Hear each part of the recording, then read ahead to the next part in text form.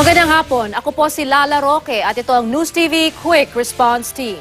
Arestado sa Quezon City ang dalawang tanod sa Barangay Commonwealth na nangikil umano sa pamilya ng babaeng kanilang hinuli. Ang kabuang detalye hatid mismo ni Emil Sumangil maya-maya lamang. Samantala, nakuha na ng CCTV ang pagsabog sa Santo Tomas, Batangas kahapon kung saan dalawa ang nasawi. Para sa detalye may live report si Chino Gaston. Chino? Chino?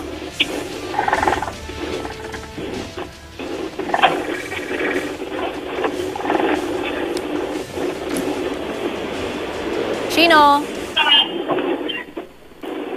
Lala, nagpunta kanina sa punerarya ang mga magulang ng nasawing sina Jerwin Salazar at kinakasamang si Joy Pateño para kunin ang kanilang mga labi. Sila mga namatay sa pagsabog kahapon sa Santo Tomas, Batangas. Sa kanilang pagkakaalam, ukay-ukay daw ang negosyo ng mag-asawa. Hinala ng mga pulis, sumabog ang mga nagawa ng Improvised Explosive Device o IED sa loob ng bahay nang magkaroon ng spark sa pagawaan.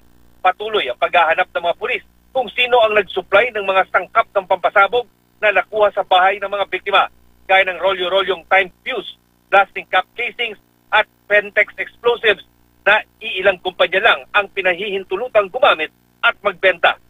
Nahanap din sa isa pang bahay ng mga biktima ang higit 100 sako naman ng fertilizer na maaaring gamit din daw sa paggawa ng improvised explosive device. Binura na ng PNP ang posibilidad na maaaring may kinalaman ang mga biktima sa anumang teroristang grupo. Nakunan din ng CCTV ang mismong pagsabog. Makikitang isa-isang nagsisilaglagan din ang mga pira-pirasong yero, damit at mga bakal mula sa sumabog na bahay. Isang lalaki ang makikitang nagmula din sa direksyon ng sumabog na bahay habang pakapal ng kapakapal ang usok mula sa mga nasusunog na bakanting lote. At yan ang latest mula rito sa Laguna, sa Batangas. Balik sa inyo, Lala. Chino, tanong ko lang so wala na yung anggulo na maaaring mga terorista o konektado sa mga grupo ng terorista itong dalawang nasawi. Pero yung kanilang sinusuplayan, mga lehitimo ba na mga kumpanya na-check na ba yun ng pulisya, Chino? Yan ang inaalam ngayon na Lala ng ating mga kapulisan, no? Dahil malinaw na illegal ang aktibidad na ito at ang binibentahan din ng mga explosive devices at ang mga sangkap nito, no, na gaya ng time fuse at plastic caps na kanilang ginagawa din ay walang pahintulot ng ating gobyerno at hindi dapat pinapayagan. So sino man ang bumibili ng mga gamit dito sa nasawing mga biktima ay pawang illegal din at illegal din ang kanilang pagkakahawak at pag-aari ng mga explosives o mga sangkap ng pampasabog na kanilang nabili dito sa mga biktima. Oo, gano'n na sila katagal dyan sa lugar at marami na bang nakakakilala dyan sa dalawa?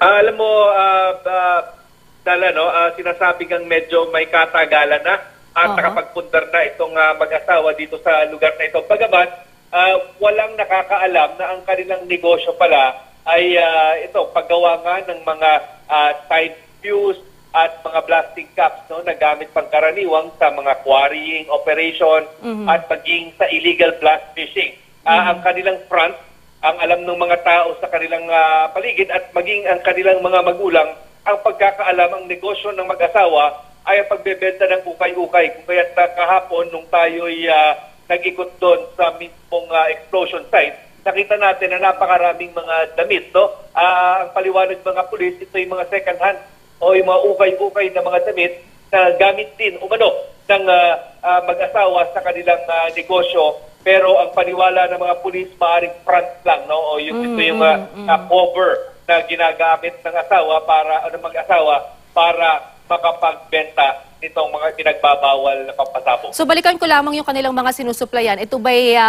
tinutugis na rin ng mga pulis? Kasi kung sinasabi mong illegal, so malamang dawit na rin to, yung kanilang mga parokyano. Well, Lala, hindi nila hinahanap sa ngayon, no, itong kung sino mga napagbentahan. Pagkos ang hinahanap ngayon na pakiramdam ng mga pulis ay mas malaking banta ngayon, no, dapat suriin at tingnan ay yung mismong source nitong mga explosives na to, no? Dahil ito'y regulated ang pagbebenta. Hinala ng mga pulis, maaaring may pinagmumulan dito either kumpanyang